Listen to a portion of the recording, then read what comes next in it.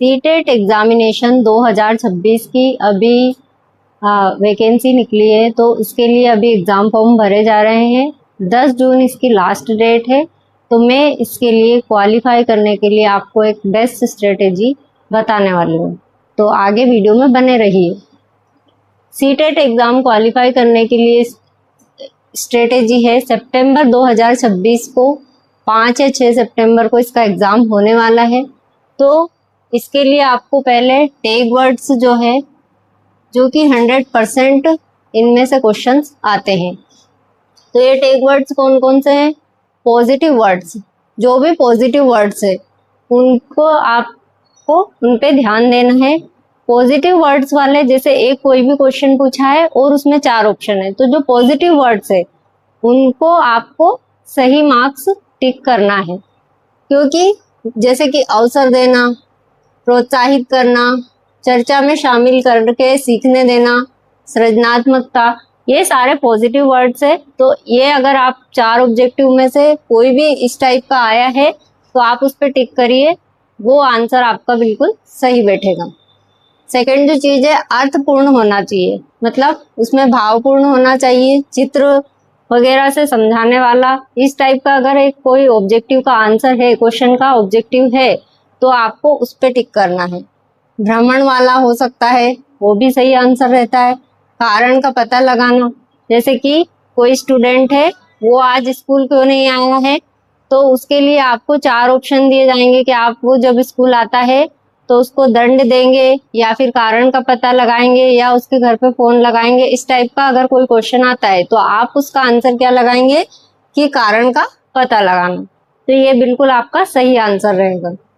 विभिन्न गतिविधियों में शामिल करना, ये भी सही आंसर आता है। जब ऐसा कोई क्वेश्चन आता है और उसमें अगर ऑप्शन आया है कि विभिन्न गतिविधियों में विद्यार्थी को शामिल करना है, तो आपको उस पर टिक करना है, वो आंसर बिल्कुल सही रहेगा। अब ऐसा क्या है जिन पे आपको टिक नहीं करना है? नेगेटिव। तो नेगेटिव जो टैग वर्ड्स है वो है, अगर आप किसी विद्यार्थी को कोई क्वेश्चन ऐसा आता है कि उसमें कठोर नियम बनाने वाला, तो आप इसको क्या करेंगे? रॉन्ग करेंगे। व्याकरण रटना, इसको भी हमें रॉन्ग करना है, गलत करना है। कंठस्थ करना, इसे भी हमें गलत करना है। वर्णन करना, इसे भी हमें गलत करना है। दंड देना, इसे भी हमें गलत करना है।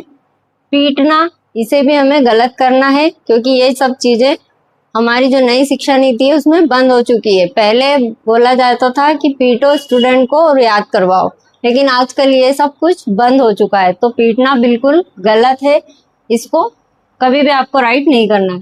प्रधान आचार्य से परामर्श, यानी कि आप प्रधान आचार्य के पास शिकायत लेकर नहीं जा सकते, आपको अपने स्टूडेंट को, टीचर को ही डिस्कस करके समझाना होगा। ये आंसर अगर आप लगाते हैं तो बहुत ही सटीक आंसर आपका रहेगा।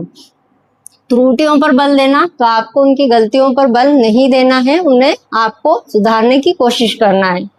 कम नंबर देना, यदि किसी क्वेश्चन का आंसर सही लिखा है और उसमें कम नंबर वाला ऐसा क्वेश्चन दिया है कि आप अगर थोड़ी बहुत गलती है तो उसके लिए आप स्टूडेंट को कम नंबर देंगे या फिर उसके व्यवहार के लिए उसको कम नंबर से आंकेंगे, तो ये आंसर को आपको बिल्कुल गलत लगाना है। केवल मात्र एक ही, तो ये भी आंसर आपका गलत रहेगा। अब जो थर्ड जो हमारा ऑप्शन है, थर्ड जो चीज है वो क्या याद रखनी है हमें? बड़ा आंसर। तो बड़ा आंसर और पॉजिटिव आंसर अगर रहेगा तो वो 90% सटीक विश्लेषण होता है। आप उस पर बिल्कुल टिक कीजिए। सीटेट में इस टाइप के क्वेश्चन आते हैं। और सीटेट का सबसे जो मोस्ट इम्पोर्टेंट पार्ट है वो है ये थ्योरीज। इन थ्योरीज से बहुत सारे क्वेश्चंस एग्जाम्स में पूछे गए हैं। जीन पियाजे की थ्योरी, कोलबर्ग की थ्योरी, वाइगोत्स्की की थ्योरी। सबसे ज्यादा क्वेश्चन वाइगोत्स्की की थ्योरी से आए हैं, 79 क्वेश्चन आए हैं और इनसे भी बहुत सारे क्वेश्चन आए हैं। तो आप ये तीनों थ्योरीज को बिल्कुल अच्छे से कर लीजिए। हर एग्जाम्स में इनसे क्वेश्चन आते हैं सीडीपी में। तो फिर आता है अगला मूल्यांकन। तो मूल्यांकन वाले से भी आपके क्वेश्चन आते हैं। एनसीएफ 2005, इससे 10 से 11 क्वेश्चन आए हैं अभी तक।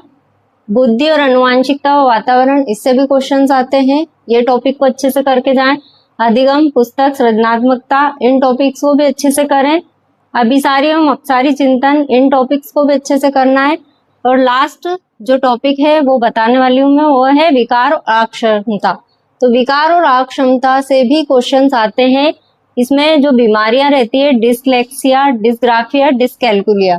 तो जो बच्चे हैं उनको अगर कभी किसी बच्चे को डिसलेक्सिया है या डिसग्राफिया है, डिसकैलकुलिया, डिसकैलकुलिया क्या होता है, गणित से संबंधित समस्या है ना। डिसग्राफिया और डिसलेक्सिया, ये 3 बीमारियां तो इसमें मैंने बताई है, बाकी और भी रहती है। तो इनको आपको अच्छे से करना है, इनसे बहुत सारे क्वेश्चंस आते हैं। तो ये रही सीटेट एग्जाम को क्वालिफाई करने की स्ट्रेटेजी। इसी टाइप के वीडियोस को आगे देखने के लिए मेरे साथ बने रहिए। Thank you for watching my video. Thank you so much.